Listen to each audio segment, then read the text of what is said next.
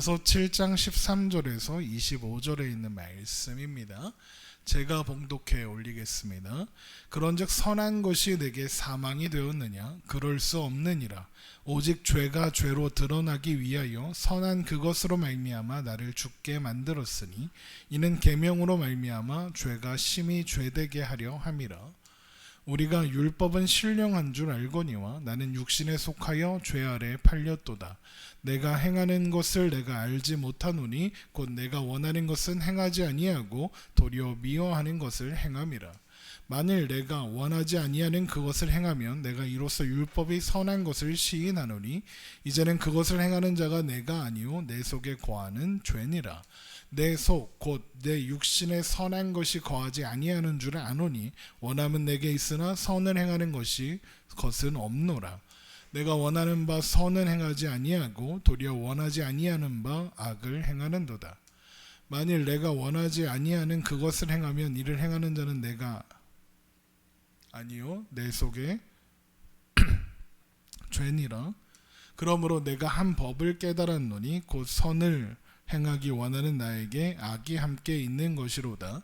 내 속사람으로는 하나님의 법을 즐거워하되 내 지체 속에서 한 다른 법이 내 마음의 법과 싸워 내 지체 속에 있는 죄의 법으로 나를 사로잡는 것을 보는도다. 오라 나는 곤고한 사람이로다. 이 사망의 몸에서 누가 나를 건져내랴. 우리 주 예수 그리스도로 말미암아 하나님께 감사하리로다. 그런즉 내 자신이 마음으로는 하나님의 법을 육신으로는 죄의 법을 섬기노라. 아멘. 오늘도 함께 예배하는 여러분에게 주님의 은혜가 가득하길 주님의 이름으로 축원합니다.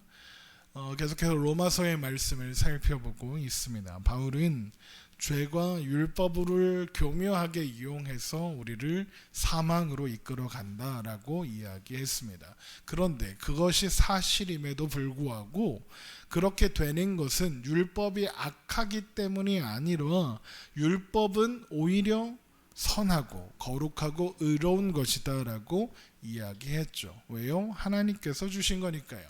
로마서 7장 12절입니다. 이로보건대 율법은 거룩하고 계명도 거룩하고 의로우며 선하도다. 율법과 계명이 거룩하고 의롭고 선한 이유가 무엇입니까? 하나님이 주셨기 때문입니다. 하나님이 우리에게 왜 주셨습니까? 너는 너의 힘으로 인정받을 수 없다. 너는 절대로 하나님처럼 될 수 없다. 너는 문제가 뭔지도 모른다. 너는 너한테 필요한 게 뭔지를 모른다. 네가 결정하고 네가 판단하면 망한다. 너는 아무것도 할 수 없다. 너는 무력한 존재이다. 이것을 알게 하시려고, 그것을 우리에게 말씀하셔서 가르쳐 주시려고 율법을 주셨기 때문에, 그래서 율법은 거룩하고 의롭고 선한 것입니다. 여러분, 우리를 사망으로 데리고 가는 것은 죄이지 율법이 아닙니다. 그리고 그것을, 우리를 사망으로 데려가는 것이 죄라는 것을 드러내기 위해서 율법이 주어진 겁니다. 율법이 없었다면 우리는 우리가 사망밖에는 열매 맺지 못하는 존재라는 걸 몰랐을 겁니다. 그러나 율법이 와서 우리에게 그걸 확인시켜 주었습니다. 하나님은 우리에게 죄가 얼마나 강력하고 교활한지 알게 하시려고, 그리고 또 우리가 얼마나 실력이 없는지, 우리가 얼마나 무력한 존재인지 알게 하시려고 율법을 통해 죄가 죄로 드러나게 하시고 죄가 심히 죄되게 하셔서, 그래서 우리의 실체를 우리가 직접 확인하게 하시려고 율법을 주신 겁니다. 그래서 로마서 7장 13절에 그런즉 선한 것이 내게 사망이 되었느니, 율법이 선하니까 그것 자체가 우리에게 사망이 되는 게 아니다, 이런 얘기죠. 그럴 수 없느니라. 오직 죄가 죄로 드러나기 위하여 선한 그것으로 말미암아 나를 죽게 만들었으니 이는 계명으로 말미암아 죄로 심히 죄되게 하려 함이라. 바로 이 말씀입니다. 바울의 말처럼 율법은 하나님께서 주신 귀한 선물이고 율법의 목적은 선하고 신령한 겁니다. 그런데 그렇게 선한 율법이 있음에도 불구하고 우리가 생명이 아니라 사망에 이르게 되는 이유가 무엇이냐? 우리는 육신에 속해 있기 때문입니다. 죄 아래 팔려 있는 죄의 노예이기 때문이죠. 로마서 7장 14절입니다. 우리가 율법은 신령한 줄 알거니와 나는 육신에 속하여 죄 아래 팔렸도다. 육신에 속하여 죄 아래 팔렸다는 말이 무슨 말이냐? 로마서 5장에서 우리가 확인했던 것처럼 우리가 아담의 후손이다, 아담에 속해 있다, 이런 뜻입니다. 로마서 5장 12절에서 이렇게 말씀했죠. 그러므로 한 사람으로 말미암아 죄가 세상에 들어오고 죄로 말미암아 사망이 들어왔나니 이와 같이 모든 사람이 죄를 지었으므로 사망이 모든 사람에게 이르렀느니라입니다. 한 사람 아담으로 말미암아 죄가 세상에 들어왔고 그 죄로 인해서 사망이 들어왔습니다. 그로 인해서 아담의 후손으로 태어나는 모든 존재, 모든 사람은 그 사람이 죄를 저질렀느냐 범법의 여부와는 상관없이 죄 아래 속하여 있는, 죄 아래 팔려 있는 죄의 노예라는 것입니다. 죄 아래 팔려 있는 죄의 노예라는 가장 큰 특징이 무엇입니까? 우리가 죄 아래 속해 있다는 걸 어떻게 알 수 있습니까? 한 번 죽는 것은 사람에게 정해진 것이요, 그분의 심판이 있으리라. 바로 사망이 있다는 겁니다. 모든 인간은 죽습니다.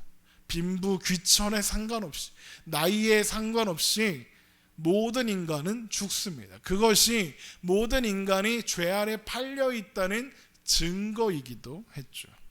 그러면 왜 사망이 들어오게 되었다고 했습니까? 사망이 들어오게 된 것은, 사망의 원인은 하나님이 없기 때문이라고 했습니다. 제가 지난 시간에 충전기 없는 스마트폰 얘기했었죠. 하나님은 아담에게 선악과를 먹지 말라고 명령하시면서 선악과를 먹으면 반드시 죽을 것이다 라고 말씀하셨습니다. 창세기 2장 15절입니다. 여호와 하나님이 그 사람을 이끌어 에덴 동산에 두어 그것을 경작하며 지키게 하시고 여호와 하나님이 그 사람에게 명하여 이르시되 동산 각종 나무의 열매는 내가 임의로 먹되 선악을 알게 하는 나무의 열매는 먹지 말라. 내가 먹는 날에는 반드시 죽으리라 하시니라. 자, 그런데 아담이 선악과를 따먹자마자 죽었습니까? 뭐 독사과를 먹은 백설공주처럼 하면서 막 쓰러졌습니까? 그런 일은 일어나지 않았습니다. 아담이 그 즉시로 죽지 않은 것은 하나님께서 내가 먹는 날에는 반드시 죽으리라 라고 말씀하신 그 죽음이 단순히 생물학적인 죽음을 의미하는 것이 아니기 때문입니다. 성경에서의 죽음은 생명으로부터 단절되었다는 뜻입니다. 그리고 그 생명이 어디로부터 나옵니까?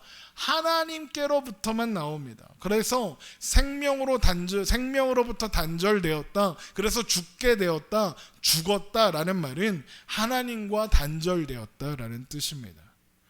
그러면 아담이 왜 선악과를 따먹었습니까? 그거 먹고 하나님처럼 되려고, 자기가 하나님이 될 수 있다고 믿었기 때문입니다. 하나님이 될 거다라고 생각하는 게 뭡니까? 바로 내 마음대로, 내 생각대로, 내 판단대로 내가 하겠다는 겁니다. 선악의 기준이 내가 되겠다는 것이죠. 하나님 필요 없다는 겁니다. 나는 내 인생 내가 결정하고 살겠다는 겁니다. 나는 내한테 좋은 게 내가 뭔지 안다고, 하나님은 아무것도 모른다고, 하나님 뭘 안다고 나한테 그러냐고, 그렇게 한 게 아담의 죄입니다. 그러나 아담은 선악과를 따먹고 하나님처럼 되어서 어떤 결과를 얻게 되었습니까? 생명의 근원이신 하나님으로부터 단절되었을 뿐입니다. 그래서 아담은 살아있지만 살아있지 않습니다. 하나님과 단절된 인간은 생명을 공급받을 수 없고, 인간은 스스로 선한 것을, 생명을 스스로 만들어낼 수 없기 때문에 그렇습니다. 그런데 육신에 속해 있는 사람은 자신이 죄 아래 팔려 있다는 걸 모릅니다. 그래서 자꾸 스스로 선한 것을, 자신에게 유익한 것을 만들어낼 수 있다고 생각합니다. 다르게 표현하자면 지가 괜찮은 사람인 줄 압니다. 지가 훌륭한 사람인 줄 압니다. 누가복음 18장을 보면 예수님께서 비유로 말씀하시는 내용이 나오는데, 그 비유 속에 나오는 바리새인이 딱 그 모습입니다. 누가복음 18장에 바리새인과 세리가 기도하는 장면이 나옵니다. 바로 그 부분의 이야기입니다. 로가복음 18장 9절입니다. 또 자기를 의롭다고 믿고 다른 사람을 멸시하는 자들에게 이 비유로 말씀하시되 두 사람이 기도하라 성전에 올라가니 하나는 바리새인이요 하나는 세리라. 바리새인은 따로 서서 기도하여 이르되 하나님이여 나는 다른 사람들 곧 토색 불의 간음을 하는 자들과 같지 아니하고 이 세리와도 같지 아니함을 감사하나이다. 나는 일해에 2번씩 금식하고 또 소득의 11조를 드리나이다 하고, 두 사람이 성전에 올라가서 기도를 하는데 바리새인은 당당하게 앞에 서서 기도하는 겁니다. 하나님이여 나는 다른 사람들과 같이 쓰레기가 아닙니다. 나는 저 세리보다 훨씬 훌륭한 사람입니다. 저 세리와 같지 않아서 참 감사합니다. 나는 일에 한 번 금식하고 소득에 일주일에 한 번씩 금식하고 소득의 11조를 철저하게 드립니다. 나는 율법을 완벽하게 지키는 사람입니다 라고 기도한 겁니다. 그러니까 바리새인이 결국 하는 말이 뭡니까? 하나님, 제가 하나님 보시기에 썩 괜찮죠? 저 이만하면 훌륭하죠? 그러고 있는 겁니다. 바리새인은 자기가 괜찮은 사람인 줄 압니다. 자신이 윤리적, 도덕적, 종교적으로 지식과 교양이 넘치는 훌륭한, 여러 가지로 다른 사람보다 훨씬 나은 사람이라고 생각하고 있는 겁니다. 바리새인은 아마 스스로 생각할 겁니다. 내가 얼마나 의지가 강한가, 내가 얼마나 신앙이 좋은 사람인가, 내가 얼마나 교양이 있는 사람인가, 내가 얼마나 배운 사람인가, 나는 얼마나 훌륭한가, 저 미련 밥통이 죄인 더러운 저 세리와 나는 얼마나 차원이 다른 존재인가, 그러고 있는 겁니다. 그렇게 생각하는 근거가 뭡니까?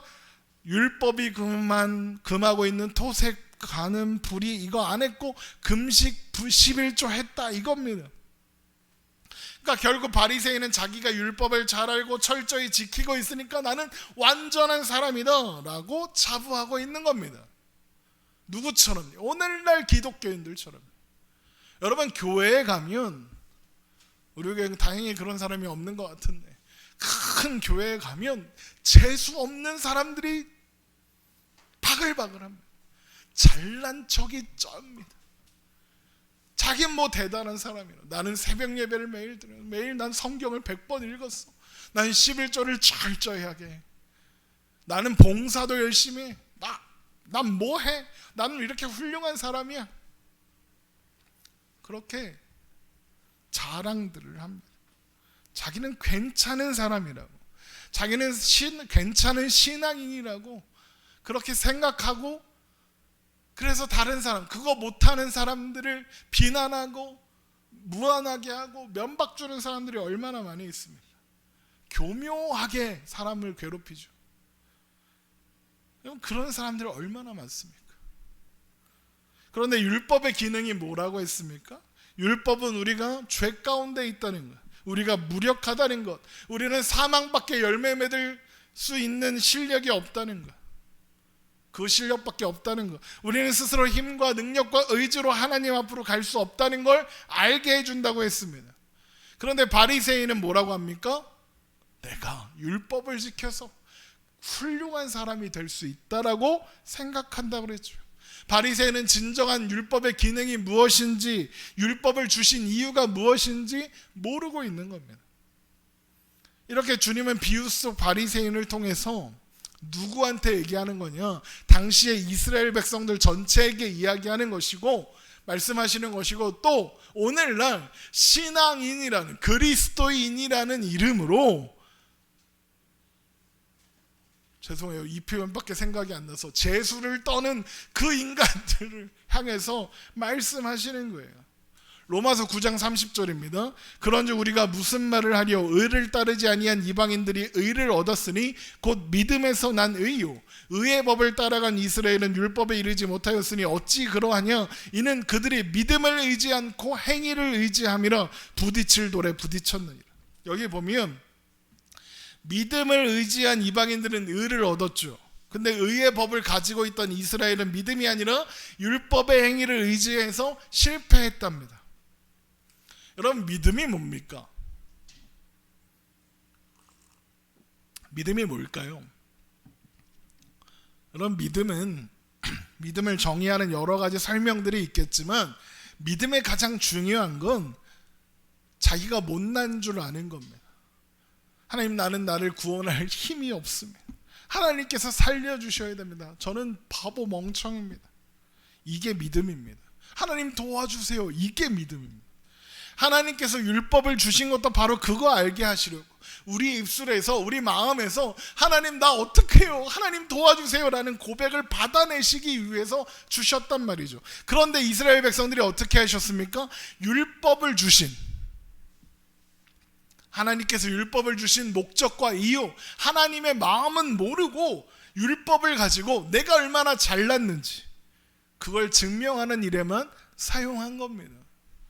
그러니까 믿음이 아니라 행위를 의지한 거죠. 스스로 괜찮은 사람이 될 수 있다고 생각한 거예요. 그래서 뭐라고 해요? 부딪힐 돌에 부딪혔다 그러죠. 실패할 수밖에 없었다 이야기하는 겁니다. 여러분, 죄는요, 그 사람이 스스로 괜찮은 사람이라고 생각하고 있으면 건드리지 않습니다. 따로 유혹하지 않습니다. 공격하지 않습니다. 그냥 내버려 둡니다. 왜요? 그렇게 살다가 죽을 거니까요. 죄가 안 건드린다고요? 그러면 뭔가 좀 스스로 괜찮은 사람인 줄 알고 사는 게 나은 거 아닙니까? 하실 수도 있겠습니다. 아니요, 그렇지 않습니다. 죄가 왜 가만히 내버려 두겠습니까? 같은 편이라 그렇습니다. 스스로 괜찮은 사람인 줄 아는 거, 그것도 죄니까요. 그건 하나님과 상관없는 일입니다. 그래서 죄는 그 사람에 대해서, 스스로 괜찮다고 생각하는 사람에 대해서 아무것도 할 필요가 없는 겁니다. 왜? 결국엔 멸망으로, 사망으로 갈 테니까요. 내가 얼마나 훌륭한 사람인가, 내가 어떻게 스스로 완전한 사람이었는가를 자랑하는 건 하나님 앞으로 가는 것과 아무 상관없습니다. 그런 사람은 절대 하나님 앞으로 가지 않습니다. 하나님을 이야기하고 신앙을 이야기하고 신자라고 이야기해도 그 사람은 하나님 앞으로 가지 못합니다. 왜요? 내가 잘났으니까요. 하나님을 이용해서 나 얼마나 훌륭한 사람인가를 드러내는 것 외에는 관심이 없습니다. 그건 다 자기 치장입니다. 누가복음 18장의 바리새인도 결국 그 짓을 하고 있는 것 아닙니까? 다른 사람들 깔아뭉개고 자신이 얼마나 대단한 사람인가를 자랑하는 일에 율법을 사용하는 겁니다. 그건 하나님과 상관이 없습니다. 그냥 율법 가지고 잘난 척이 하고 싶은 거죠.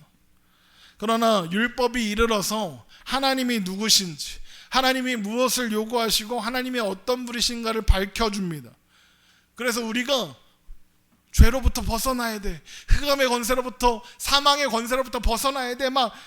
그래서 의와 거룩과 생명의 주인이신 하나님 앞으로 가야 돼라고 막 애를 쓰면 쓸수록 죄는 우리를 건드립니다.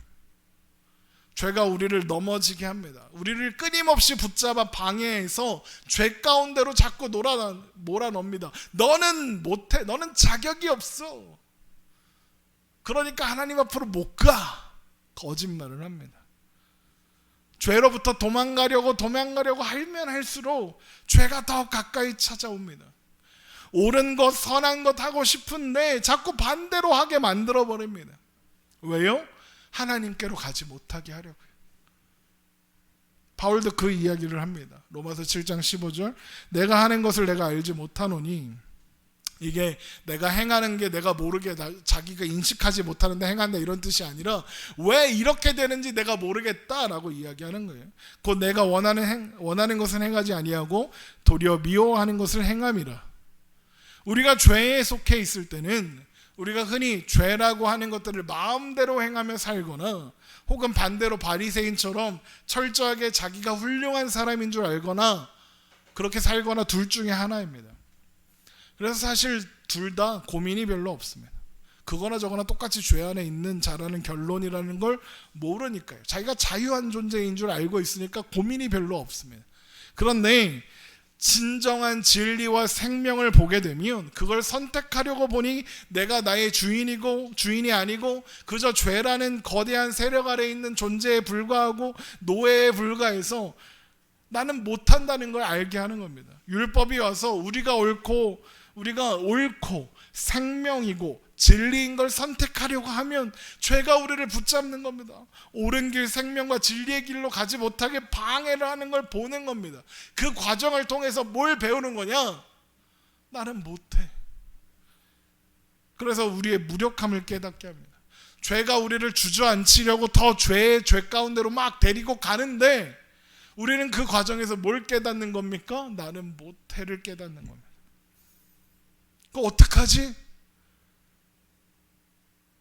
그때 깨닫는 겁니다. 하나님이 필요하구나. 하나님의 은혜와 자비가 필요하구나. 예수님이 필요하구나. 십자가가 필요하구나를 그때서야 알게 되는 겁니다. 만약 율법이 와서 우리에게 우리의 처지와 상황을 보여주지 않았으면, 우리가 얼마나 참담한 상황에 있는 존재인지, 얼마나 못난 존재인지 알게 해주지 않았다면 우리는 십자가가 왜 필요한지 모릅니다. 이해할 수 없습니다. 스스로 괜찮다고 생각하는 사람은 십자가가 왜 필요한지 모릅니다. 그냥 필요하다 그러니까 필요한가 보다 하는 거죠. 여러분, 십자가가 왜 필요합니까? 예수님이 왜 이 땅에 오셨고 왜 십자가를 지셔야 했습니까? 우리가 못해서 오셨습니다. 갈라디아서 3장 10절입니다. 무릇 율법 행위에 속한 자들은 저주 아래 있나니 기록된 바 누구든지 율법책에 기록된 대로 모든 일을 항상 행하지 아니하는 자는 저주 아래 있는 자라 하였습니다. 또 하나님 앞에서 아무도 율법으로 말미암아 의롭게 되지 못할 것이 분명하니 이는 의인은 믿음으로 살리라 하였습니다. 율법은 믿음에서 난 것이 아니니 율법을 행하는 자는 그 가운데서 살리라 하였느니라. 율법 아래 있는 자들은 다 저주 아래 있는 자랍니다. 왜요? 모든 율법을 다 항상 행해야 되니까요. 항상 행하지 않으면 다 저주 아래 있어요. 왜요? 야고보서 2장 10절 누구든지 온 율법을 지키다가 그 하나를 범하면 모두 범한 자가 되나니 율법 중에 단 한 가지라도 범하면 전체를 어긴 것과 똑같대요. 율법은 항상 전부를 완벽하게 다 지켜야 됩니다. 그런데 그렇게 할 수 있는 사람은 단 한 명도 없습니다. 인간은 단 한순간도 그렇게 못 삽니다. 그래서 율법 아래 있는 자는 저주 아래 있는 자입니다. 율법이 우리를 저주하기 때문이 아니라 우리가 율법을 온전히 지킬 능력이 없어서, 그래서 예수님이 오셔야 했습니다. 오셔서 우리 대신 저주를 받으셔야 했습니다. 갈라디아서 3장 13절 그리스도께서 우리를 위하여 저주를 받은 바 돼서 율법의 저주에서 우리를 속량하셨으니 기록된 바 나무에 달린 자마다 저주 아래 있는 자라 하였습니다. 이는 그리스도 예수 안에서 아브라함의 복이 이방인에게 미치게 하고 또 우리로 하여금 믿음으로 말미암아 성령의 약속을 받게 하려 함이라. 율법이 아니라 예수 그리스도를 믿음으로 의롭다함을 얻는 구원이 우리에게 허락된 겁니다. 율법은 애초에 우리를 구원하기 위해서 주어지지 않았습니다. 율법에는 애초에 그런 목적이 없었습니다. 그런 의도가 아예 없었습니다. 어떤 사람들은 착각합니다. 하나님이 율법을 먼저 주셔서 이걸로 너희들 구원 받아봐 했는데 그게 안 되니까 예수님이 오셔야 했다고 생각합니다. 그러니까 인간이 잘했으면 예수님이 안 오셔도 됐었는데 그러니까 이제라도 잘해라 이런 식으로 가는 거죠. 그거 아닙니다. 만약에 그렇다면 뭘 인정해야 하냐면 하나님이 실패하실 수 있다는 걸 인정해야 됩니다. 하나님이 실패할 수 있습니까? 아니요, 불가능합니다. 하나님은 실패하지 않으십니다. 율법을 주신 하나님이 실패하셨습니까? 아니요, 하나님은 실패하지 않으셨습니다. 애초에 율법을 구원을 의도하고 주신 일이 없었으니까요. 그래서 그거 오해하지 말라고 율법보다 믿음으로 의롭다함을 받는 약속을 먼저 보여주시는 겁니다. 그래서 율법으로 구원받는 거 아니야, 믿음으로 말미암아 받는 거야 라는 걸 미리 알려주셨습니다. 그런데 그걸 못 보는 거죠. 언제 그거 보여주셨습니까? 아브라함 때요. 갈라디아서 3장 15절 형제들아 내가 사람의 예대로 말하노니 사람의 언약이라도 정한 후에는 아무도 패하거나 더하거나 하지 못하느니라. 이 약속들은 아브라함과 그 자손에게 말씀하신 것인데 여럿을 가리켜 그 자손들이라 하지 아니하시고 오직 한 사람을 가리켜 내 자손이라 하셨으니 곧 그리스도라. 내가 이것을 말하노니 하나님께서 미리 정하신 언약을 430년 후에 생긴 율법이 폐기하지 못하고 그 율법을 헛되게 하지 못하리라. 만일 그 유업이 율법에서 난 것이면 약속에서 난 것이 아니리라. 그러나 하나님이 약속으로 말미암아 아브라함에게 주신 것이라. 아브라함이 하나님을 믿음에 이를 그의 의로 여기셨다. 아브라함이 어떻게 믿게 되었는가 우리 여러 번 살펴봤습니다. 하나님이 설득하고 하나님의 열심으로 그의 믿음을 이루시고 그것이 마치 아브라함이 믿은 것인 양 의로 여기셨다 했죠. 여러분 이것이 구원을 얻는 유일한 길입니다. 다른 길은 없습니다. 율법은 그리고 나서 430년 뒤에 주신 겁니다. 율법 왜 주셨다고요?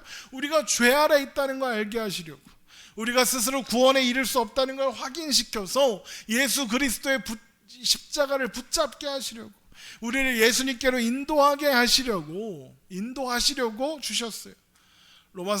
갈라디아서 3장 19절 그런즉 율법은 무엇이냐 범법함으로 더하여진 것이라 천사들을 통하여 한 중보자의 손으로 베푸신 것인데 약속하신 자손이 오시기까지 있을 것이라. 그 중보자는 한 편만 위한 자가 아니라 하나님은 한 분이시라. 그러나 율법이 하나님의 약속들과 반대되는 것이냐? 결코 그럴 수 없느니라. 만일 능히 살게 하는 율법을 주셨더라면 의가 반드시 율법으로 말미암았으리라. 그러나 성경이 모든 것을 죄 아래 가두었으니 이는 예수 그리스도를 믿음으로 말미암은 약속을 믿는 자들에게 주려 함이라. 믿음이 오기 전에는 우리는 율법 아래 매인바 되고 계시될 믿음의 때까지 갇혔느니라. 이같이 율법이 우리를 그리스도께로 인도하는 초등교사가 되어 우리로 하여금 믿음으로 말미암아 의롭다함을 얻게 하려 함이라. 믿음이 온 후로는 우리가 초등교사 아래 있지 아니하도다. 율법은 선하지만 우리는 그것을 이룰 힘이 없다는 걸 율법이 와서 드러낸 겁니다. 율법이 와서 우리의 한계, 나는 죽었다 깨나도 못한다, 이걸 드러내는 겁니다. 그래서 어떻게 한다고요? 그리스도께로 데리고 간다고요.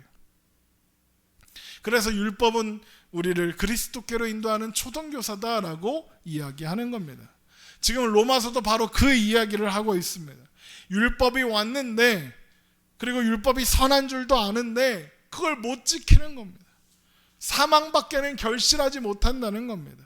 로마서 7장 16절 만일 내가 원하지 아니하는 그것을 행하면 내가 이로써 율법이 선한 것을 시인하노니 이제는 그것을 행하는 자가 내가 아니요 내 속에 거하는 죄니라. 내 속 곧 내 육신에 선한 것이 거하지 아니하는 줄을 아노니 원함은 내게 있으나 선을 행하는 것이 없노라. 내가 원하는 바 선을 행하지 아니하고 도리어 원하지 아니하는 바 악을 행하는도다. 왜 못한다고요? 죄가 우리 주인이라고요. 육신에 속하여 죄 아래 팔려 있으니까요. 로마서 7장 20절 만일 내가 원하지 아니하는 그것을 하면 이를 행하는 자가 내가 아니요 내 속에 거하는 죄니라. 그러므로 내가 한 법을 깨달았노니 곧 선을 행하기 원하는 나에게 악이 함께 있는 것이로다. 내 속사람으로는 하나님의 법을 즐거워하되 내 지체 속에서 한 다른 법이 내 마음의 법과 싸워 내 지체 속에 있는 죄의 법으로 나를 사로잡는 것을 보는도다. 선을 행하기 원하는 내 안에 악이 함께 있고 내 안에서 죄의 법과 마음의 법이 싸운다는 말씀은 우리 안에 뭔가 선한 의지가 있어서 내가 죄에 대항하기 위해서 노력할 수 있다, 이런 뜻이 아닙니다. 바울이 지금 하려는 이야기의 핵심은 죄의 법으로 나를 사로잡는 것을 보는도다입니다. 나는 안 하려고 하는데 죄가 자꾸 나를 유혹해서 넘어뜨리는 게 아닙니다. 우리는 죄의 법에 사로잡혀 있는 포로고 죄의 노예입니다. 노예에게 의지가 있습니까? 노예에게 의지는 없습니다. 하고 싶은데 할 수 없다, 그래도 해보려고 애쓰고 있다, 그런데 실패했다가 아니라 그냥 할 수 없는 겁니다. 그럴 권한이 없으니까요. 바울도 지금 그 얘기를 하는 겁니다. 할 수 있는 권한이 없더라, 할 수 있는 능력과 의지가 없더라, 이거예요. 그러면 왜 자꾸 싸운다 그러냐? 율법이 와서 자꾸 해보라 그러는 거예요. 해봐, 네가 할 수 있는지 한번 해봐, 자꾸 시켜서 그런 겁니다. 그래서 어디로 간다고요? 그래서 해봤더니 못한다는 걸 확인하는 자리로 데려가는 거예요. 그래서 결국에는 우리의 입술에서, 우리의 마음에서 로마서 7장 24절 오라 나는 공고한 사람이로다 이 사망의 몸에서 누가 나를 건져내랴를 받아내려고요.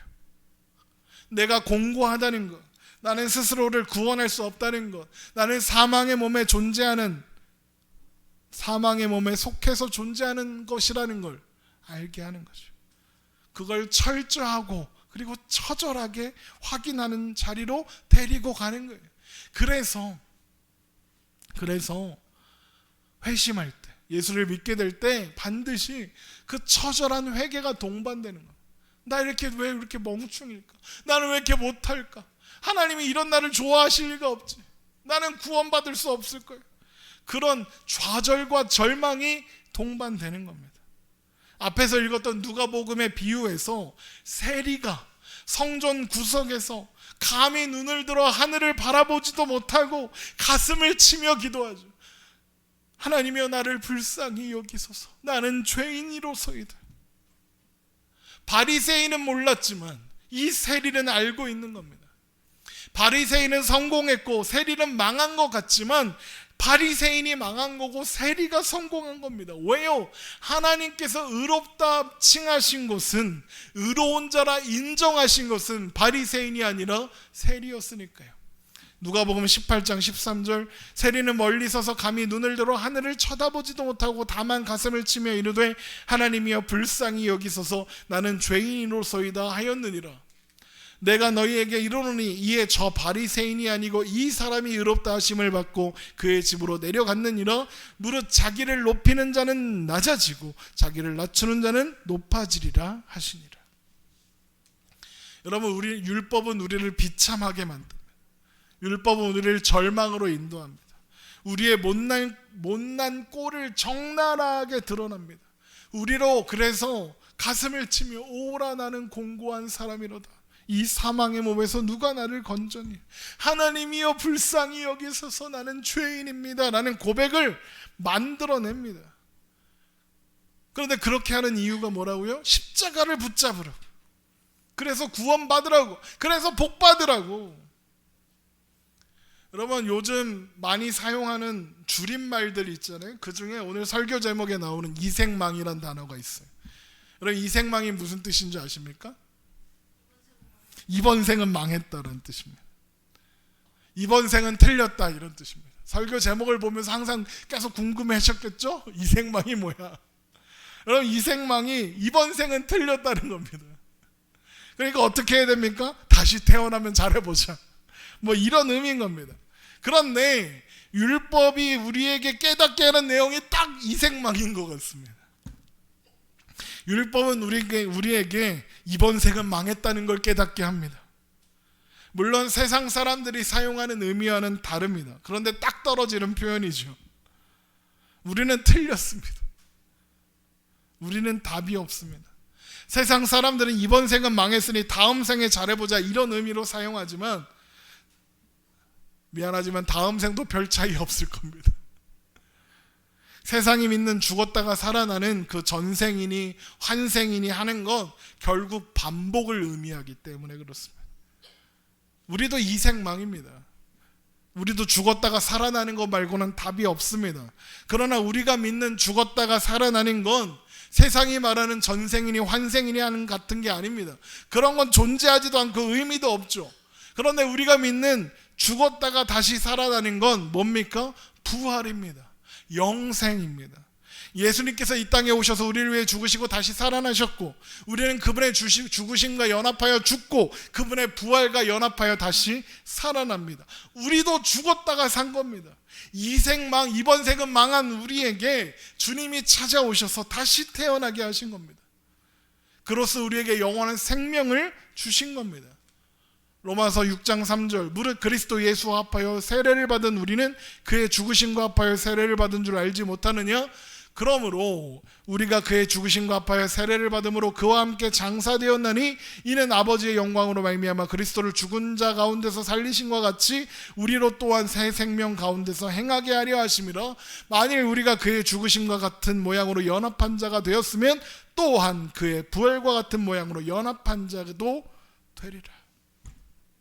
이생망인데 다시 살아난 겁니다. 예수님의 죽으심과 연합하여 죽었다가 예수님의 부활과 연합하여 다시 산 겁니다. 그렇게 이생망이 이번 생은 망했다가 끝난 겁니다. 그래서 로마서 7장의 결론이 오라 나는 곤고한 사람이로다 이 사망의 몸에서 누가 나를 건져내랴가 아니라 25절인 겁니다. 우리 주 예수 그리스도로 말미암아 하나님께 감사하리로다. 그런즉 내 자신이 마음으로는 하나님의 법을 육신으로는 죄의 법을 섬기노라. 이생망인 우리의 인생에 주님이 찾아오셨습니다. 그래서 사망의 몸에서 우리를 건져내 주셨습니다. 그게 우리의 결론입니다. 목사님, 그런데 이 뒤에 붙어있는 말씀이 거슬립니다. 그런즉 내가 내 자신이 마음으로는 하나님의 법을 육신으로는 죄의 법을 섬기노라. 이 마지막 문장에 신경 쓰입니다 라는 분들도 계실 수 있습니다.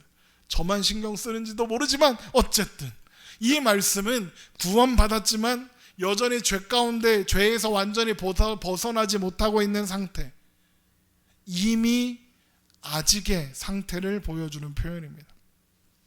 우리의 마음은, 그러니까 우리의 영혼은 예수 그리스도로 말미암는 의의 법, 하나님의 법에 속해 있습니다. 그런데 우리는 여전히 아담으로부터 받은 육체 가운데 살아가죠.